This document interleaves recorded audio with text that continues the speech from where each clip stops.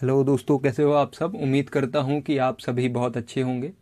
आज हम लोग जो चैप्टर पढ़ने वाले हैं वो चैप्टर है प्रेरणा यानी मोटिवेशन। और ये चैप्टर है 12, मतलब 12वां चैप्टर है।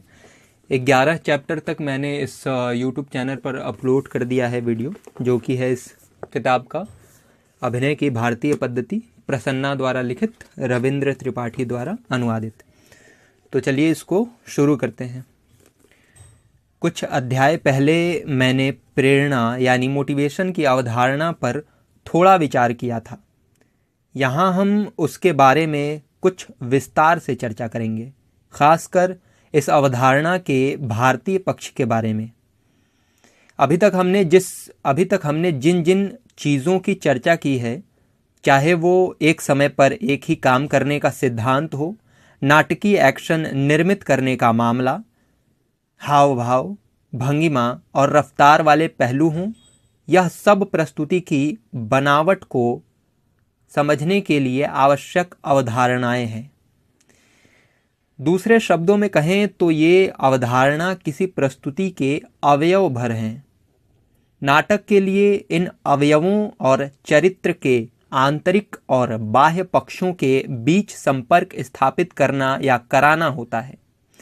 यह संपर्क होता है प्रेरक तत्व या कारण के जरिए।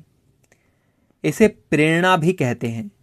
यही अभिनय के आंतरिक और बाह्य पक्षों में संपर्क कराती है। कड़ी भारतीय दार्शनिक प्रणाली में एक नियमन है कार्य कारण संबंध का। कार्य का अर्थ काम है, कारण का अर्थ वजह या कारण है, और संबंध का अर्थ रिश्ता। इस नियमन का मोटा मोटी मतलब ये है कि हर काम के पीछे कोई ना कोई कारण या वजह है। इस कारण को प्रेरणा भी कहते हैं, प्रेरक तत्व भी। ये रिश्ता कैसे काम करता है, इसे ठीक से समझने के लिए हमें वास्तविक जीवन को देखना होगा। जैसे जब कोई बच्चा भूखा होता है तो रोता है। यहाँ भूख कारण है और रोना कार्य। भूख के कारण बच्चा रोता है, यह एकदम सहज बात है। लेकिन अभिनय वाला मामला उतना सहज नहीं है। अभिनय में दो चीज़ें समाहित हैं, अभिनेता और चरित्र। बच्चे के रोने के सिलसिले में ऐसा नहीं है। वहाँ सिर्फ बच्चा है जो भूख लगने पर रोता है। इस बात को अभिनय के क्षेत्र में लागू करने के लिए एक बाहरी तत्व को इस प्रक्रिया में लाना होगा। अभिनय के सिलसिले में अभिनेता वो बाहरी तत्व है जो चरित्र की भूमिका निभाता है। कम से कम शुरू में माँ और बच्चा।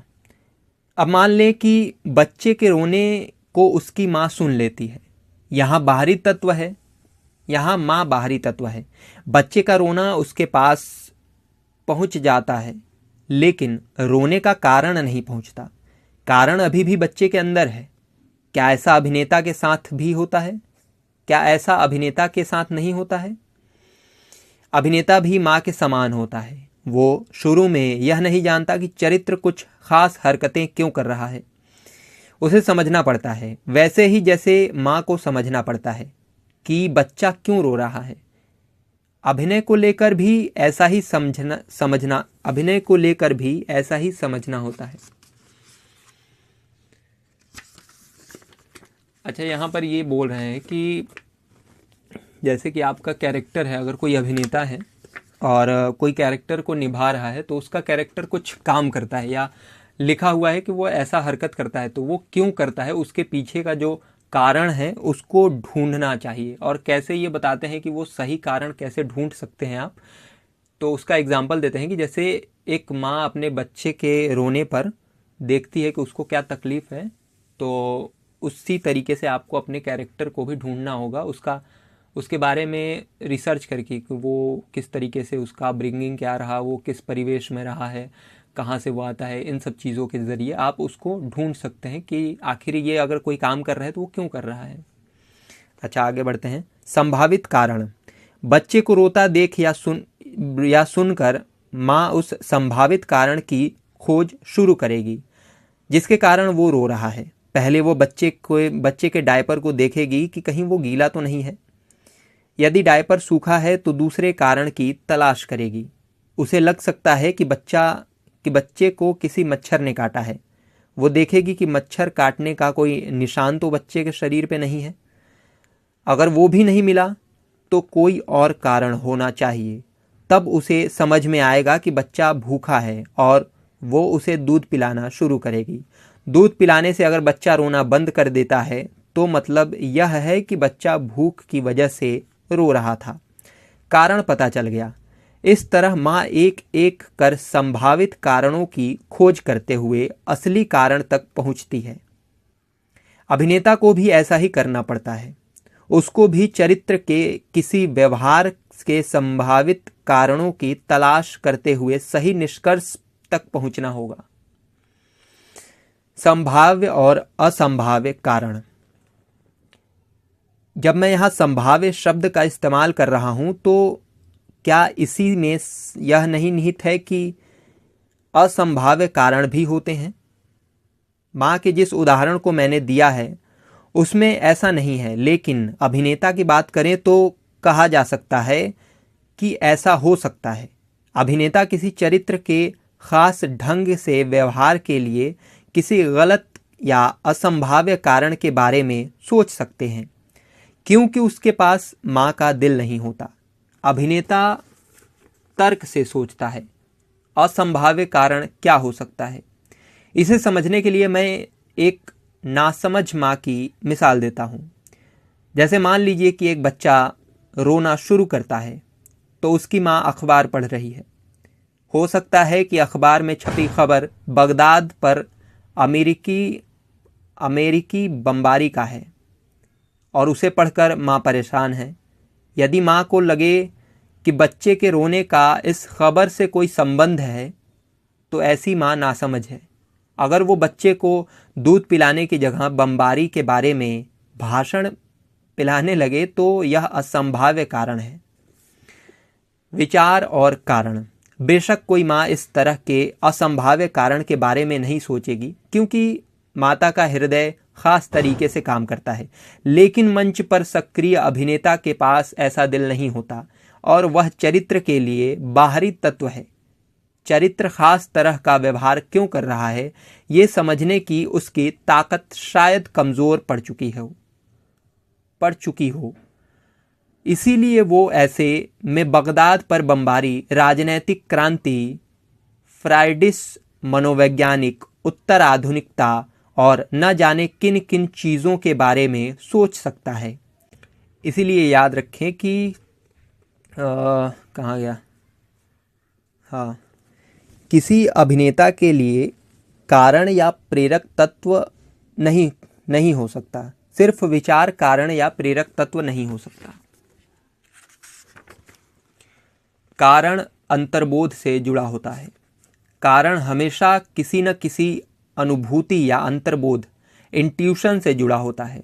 विचार, विचारधारा, राजनीति, समाजशास्त्र, इतिहास, इन सब की थिएटर में अहमियत होती है, लेकिन ये नाटकीय एक्शन के कारण या प्रेरक तत्व नहीं होते। इसे याद रखना आवश्यक है। लेकिन कृपया मुझे यहाँ गलत न समझिएगा। जो मैंने अभी अभी कहा है वो किसी तरह से विचार विरोधी वक्तव्य नहीं है। इसका मतलब यही है कि थिएटर में विचार आदि भी अनुभूति के सहारे अभिव्यक्त होते हैं। क्या आपने मैक्सिक गोर्की का उपन्यास माँ पढ़ा है? वह इस बात की मिसाल है कि कला में विचार और अनुभूति का मेल किस तरह होता है। गोर्की का उपन्यास एक माँ के बारे में है, लेकिन यह राजनैतिक विचारों के बारे में भी है। यह पूरा उपन्यास कारक तत्वों के बारे में रूपक की तरह है। उपन्यास के शुरू में माँ का चरित्र एक आम माँ की तरह है। उसके पास सिर्फ माँ का दिल है और इससे ज़्यादा कुछ नहीं। वो निरक्षर है और राजनीति में बिल्कुल अनभिज्ञ। उसका जवान बेटा राजनीति में सक्रिय हो गया है। माँ को राजनीति पसंद नहीं है क्योंकि उससे लगता है कि इससे उसका बेटा खतरे में पड़ सकता है।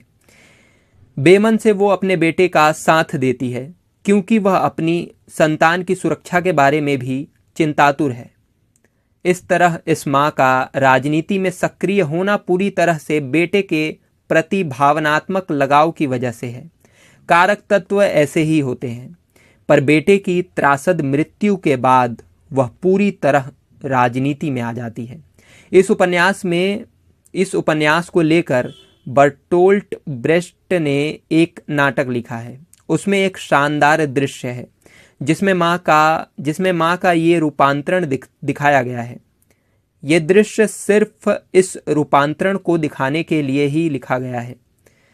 इसमें मजदूरों की एक रैली दिखाई गई है जो सेंट पीटर्सबर्ग के एक चौराहे की ओर बढ़ रही है, जिसमें बेटा पावेल सबसे आगे की कतार में है। माँ भी रैली में उसके साथ है। रैली पर पुलिस गोलियां चलाती है। एक गोली पावेल को लगती है। वो गिरता है। जब वो गिर रहा होता है तो उसके हाथ में लाल झंडा होता है। माँ दहलते हुए ये देखती है कि बेटा मर रहा है। वो नीचे झुककर उसे संभालने का यत्न करती है और अपने हाथों को फैलाती है, लेकिन उसके हाथ में उसका बेटा नहीं बल्कि लाल झंडा आता है। इस तरह उसका एक राजनैतिक व्यक्तित्व में रूपांतरण होता है और वो विश्व के सभी मजदूरों की मां बन जाती है। आप यहाँ भी यही देखते हैं कि जो कारण या प्रेरक तत्व है वो अनुभूति से जन्मा है। यह प्रेरक तत्व अभिनय में कैसे काम करता है? अब हमें अभिनय के क्षेत्र में प्रत्येक तत्व की बात करनी चाहिए। एक अभिनेता सही प्रेरक तत्व तब पाता है जब वह छोड़ने या त्यागने की प्रक्रिया अपनाता है। ये रिहर्सल के दौरान अपनाना पड़ता है। जब कोई अभिनेता रिहर्सल कर रहा होता है तो निर्देशक उसे एक खास तरह का एक्शन करने का सुझाव देता है।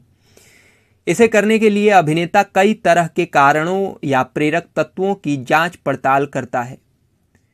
जब वो उचित एक्शन पा लेता है तब उसे लगता है कि उसने वो मनचाही चीज पाली, यानी नाटक और चरित्र दोनों के लिए सही एक्शन पाली। यह उसका अपना एक्शन होता है। अभिनेता इस विशेष एक्शन का रिहर्सल शुरू कर देता है और इस दौरान वो बाहरी होने की भावना से मुक्त हो जाता है। वह चरित्र के साथ एकाकार हो जाता है। प्रेरक तत्व इसी प्रकार काम करता है।